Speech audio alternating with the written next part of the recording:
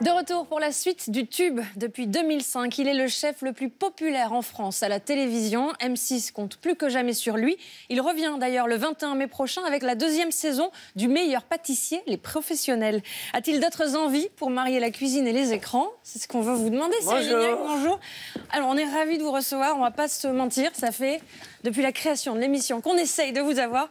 Comme quoi, il ne faut pas lâcher, quoi. Ah ben, la persévérance, ça paye, hein. On y est arrivé. Je suis ravi. Entre les restaurants, entre les pâtisseries, les chocolateries, la télé, évidemment, est-ce que vous arrivez encore à trouver du temps pour vous, tout simplement? Oui, parce que... Alors, auparavant, c'est vrai que pour monter tout ça, il m'a fallu beaucoup d'énergie et beaucoup de temps. Ensuite, maintenant, j'ai des équipes, j'ai des collaborateurs, et donc la vie est un peu plus facile. En tout cas, la télévision et notamment M6, ce sont eux qui vous ont propulsé chez tous les Français, finalement, depuis maintenant plus de 12 ans. Comment Cyril Lignac est devenu le chef le plus populaire de France? Le récit est signé Jawar Nadi et Aurore Chirois. Dans les beaux quartiers de la capitale, voici la pâtisserie. Propriété du chef préféré des Français, Cyril Lignac. Ça va? Ça cuit? En compagnie de son associé Benoît Couvrant, il apporte la touche finale à sa dernière création, une charlotte aux fraises. C'est bon, ça. L'idée de la charlotte, elle est née parce que, sur un tournage, j'ai mangé un biscuit à la cuillère qui était fou. Et je me suis dit, mais ça fait combien de temps que j'ai pas mangé un biscuit à la cuillère? Et là, j'ai appelé Benoît, j'ai dit, biscuit à la cuillère, charlotte. Viens, on refait une charlotte. Entre ses restaurants et les émissions qu'il anime, Cyril Lignac pioche son inspiration un peu partout. Donc, le meilleur pâtissier, quand je mange, je prends du plaisir et à la fois, eh ben, ça nourrit ma créativité. Sa recette du succès, c'est à M6 qu'il la doit. 13 ans que ses émissions cartonnent. Comment cet enfant de Rodez est-il devenu le chef que tout le monde s'arrache? Le Tube vous retrace le fabuleux destin de Cyril Lignac. La rencontre de Cyril Lignac avec la gastronomie se fait ici, à Belcastel. Juché sur les rives de l'Aveyron, ce petit village d'une trentaine d'âmes compte un restaurant étoilé, le Vieux Pont. Dans les cuisines, c'est entre la chef Nicole Fage-Galtier et son mari que le jeune Lignac va apprendre son métier. Il a travaillé pendant un temps donc, à la pâtisserie, tout à fait au fond. Et puis après, Clément a actuellement le même rôle qu'il jouait quand il était chez nous, puisqu'il est en apprentissage BP aussi. En 1996, Cyril Lignac a 19 ans. Le bac hôtelier en poche, il se cherche encore. C'est en franchissant la porte du restaurant de Nicole Fage-Galtier qu'il va trouver sa voie. En venant dîner chez nous, paf, il a eu le flash. Et donc, il m'a rappelé le lendemain ou quelques jours après en me disant « Je voudrais venir faire l'apprentissage chez vous ». Moi, je lui dis « Mais moi, je ne prends pas d'apprenti ».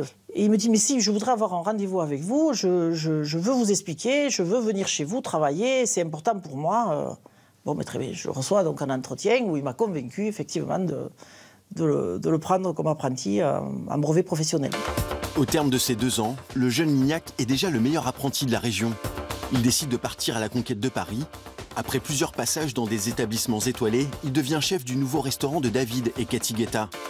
C'est là qu'il se fait repérer par une directrice de casting qui le présente à Bibiane Godefroy, alors à la tête de Fremantle. C'est elle qui va l'imposer à M6. À l'époque, il était... je ne vais pas dire renfermé, mais presque, en tout cas un peu replié sur lui-même, sauf quand il se mettait à parler et qu'il parlait de cuisine, où ses yeux brillaient, il devenait exubérant.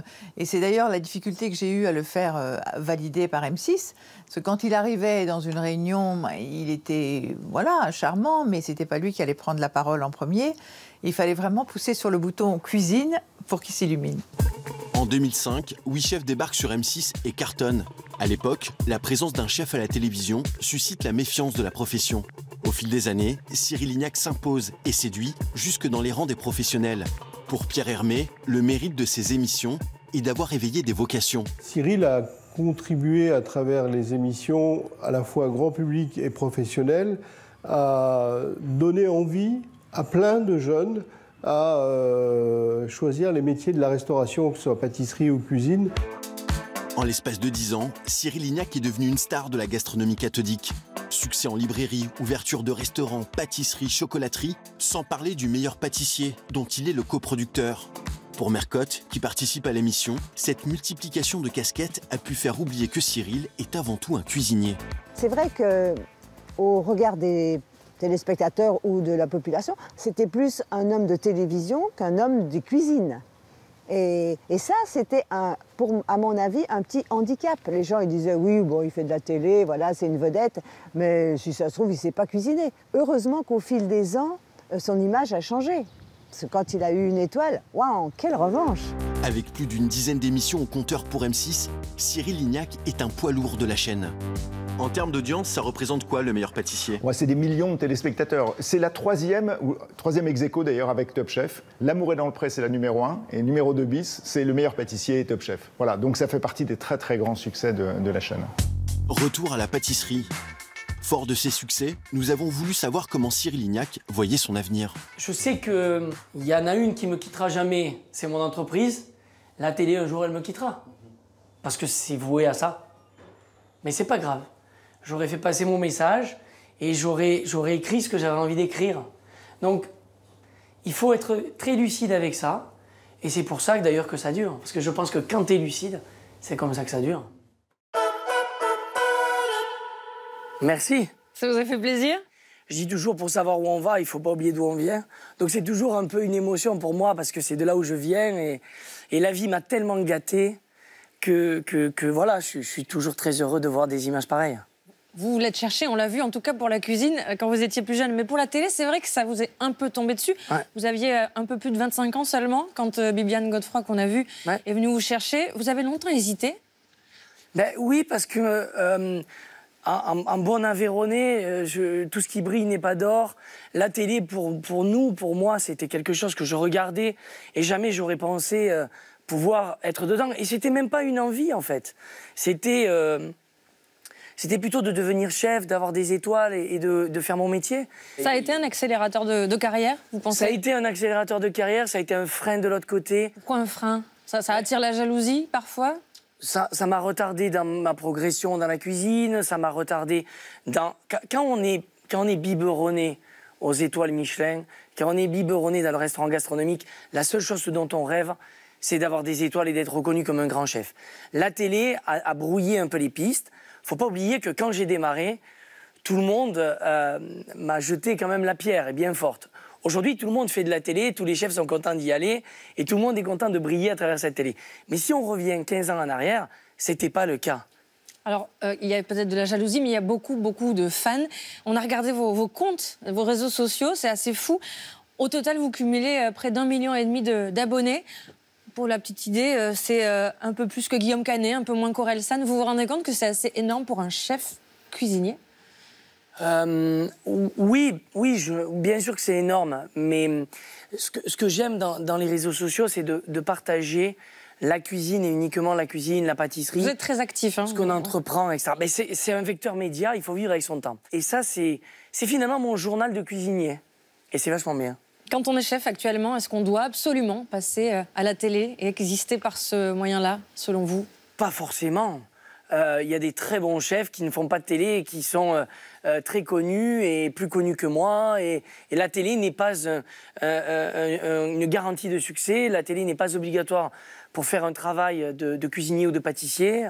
Cédric Grolet est un grand chef pâtissier. Il ne fait pas de la télé, il est très connu dans le monde entier. Vous comprenez ceux qui la fuient, justement, qui ne veulent absolument pas... Oui, je le comprends. Après, il faut être à l'aise avec ça. La télé, c'est une manière de devenir populaire. Et quand on est populaire, il y a des avantages et des inconvénients.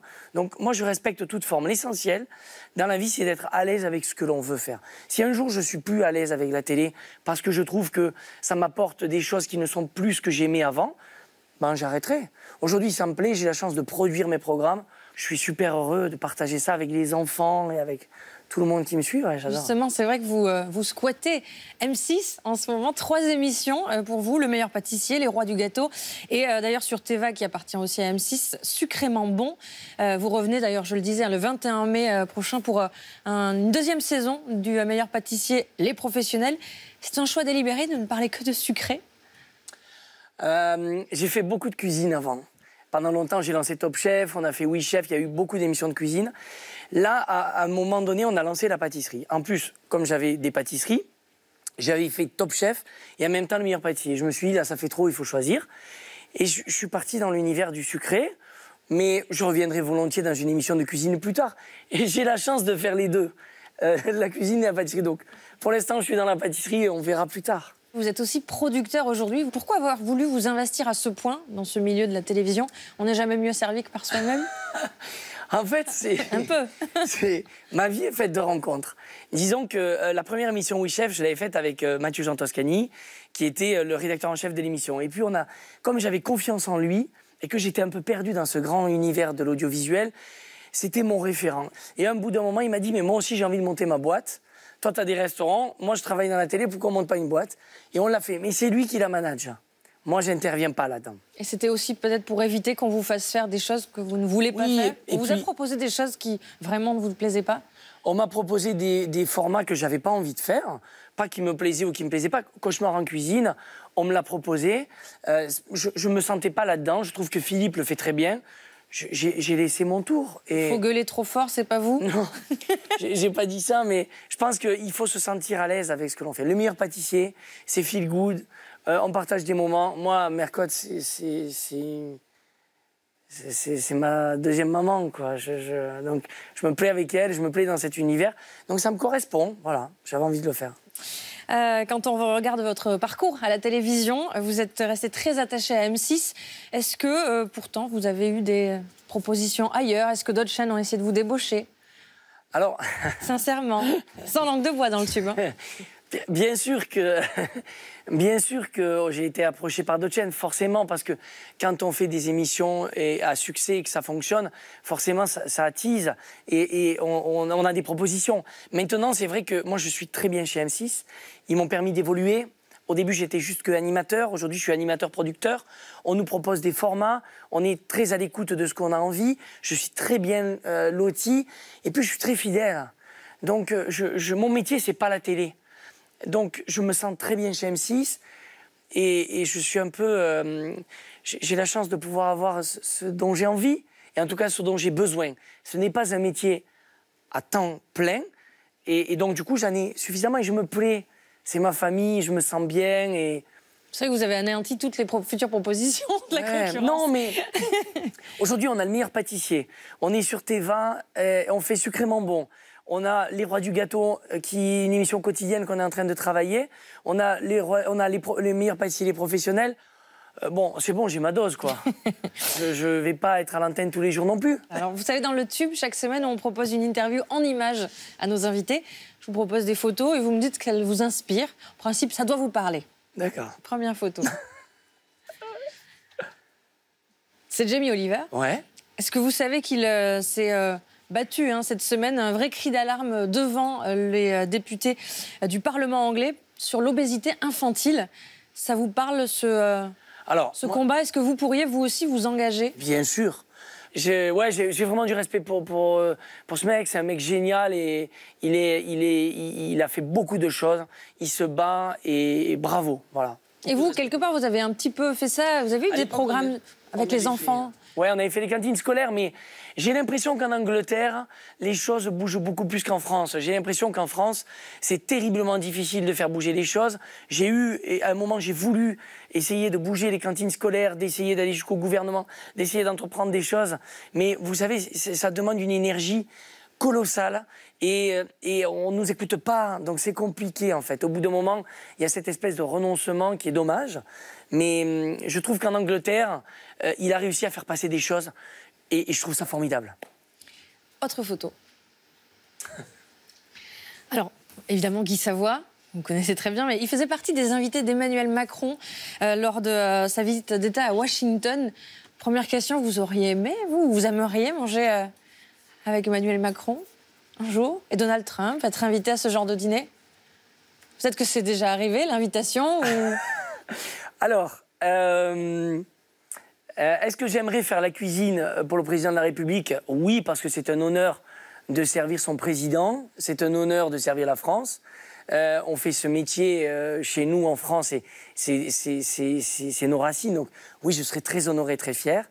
J'ai eu la chance de rencontrer Emmanuel Macron, pas dans un dîner d'État, pas à l'Élysée, mais dans un restaurant, chez un ami chez lequel il mange. Et donc j'ai eu cette chance de passer une demi-heure avec lui et sa femme à discuter comme ça à bâton rompu. Et c'était vraiment, je m'y attendais pas et c'était formidable. Voilà. Une dernière photo, qui va peut-être vous faire sourire. Est-ce que vous savez qui est caché derrière Pépé Le Putois dans cette une du Daily Telegraph australien? Est-ce que vous avez suivi ça cette semaine? Alors pas du tout, je suis C'est désolé. quelqu'un que vous avez rencontré, c'est Emmanuel Macron. Alors je vais vous raconter. D'accord. Il a fait une petite boulette, petit problème de langage. Il s'est trompé de qualificatif pour la femme du Premier ministre australien. Et il a parlé de delicious, sauf que là-bas, on n'en parle que pour la cuisine, pour la nourriture. Non, ça vous fait sourire que les étrangers se moquent de notre président? C'est marrant que vous veniez à ce sujet. Pas tant pour le président de la République, mais je trouve qu'aujourd'hui, dans les médias, on va toujours chercher la faute de langage, la faute d'erreur. Tout est prétexte à rigolade, tout est prétexte à polémique. Je trouve qu'on vit dans une époque qui est terriblement difficile, à travers les réseaux sociaux, comme vous en parlez. Trop d'indignation, trop de tout, en fait. Au bout d'un moment, revenons à la vraie vie. Il y a des choses, on peut faire des erreurs, on n'est pas obligé de passer tout à la loupe, tout le monde. Et il a le costume de travers, et la cravate de travers, et la chaussure bien cirée ou pas. Je pense qu'on a d'autres problèmes dans la vie, je pense qu'il y a d'autres choses à regarder dans le monde et en France, sans cesse aller faire de l'enfantillage. Voilà. C'est clair. Merci Cyril Lignac d'être enfin passé dans le tube. Non, mais c'est super. J'espère que vous avez passé un moment. On vous retrouve le 21 mai prochain sur M6, la deuxième saison du Meilleur Pâtissier, les professionnels. Et puis dans quelques mois, le retour des rois du gâteau, certainement au quotidien. Merci d'être passé. Merci.